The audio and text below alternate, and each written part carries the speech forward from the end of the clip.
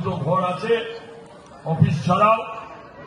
আগামী 2-1 মাসের মধ্যে আমরা বিনামূল্যে সপ্তাহে 3 দিন হোক, সপ্তাহে 2 দিন হোক, সপ্তাহে 1 দিন হোক, বিনামূল্যে আমরা অভয়া ক্লিনিক শুরু করব।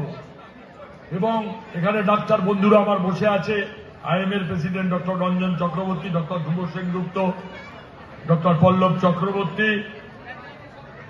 আমরা দিনে 2 ঘন্টা 3 ঘন্টা সপ্তাহে যেটা ঠিক করবো, আমরা যার যতটা সম্ভব আমরা ফ্রি সার্ভিস গরিব মানুষদের জন্য দেব। অভয়ার নামে এই ক্লিনিক আমরা করব, এটা আমাদের চেষ্টা। আশা করি আমরা সাফল্যমণ্ডিত হতে পারব। আর বেশি কথা আপনাদের বলবো না, শুধু বলি যে দেশের যা পরিস্থিতি, পশ্চিমবঙ্গের যা পরিস্থিতি,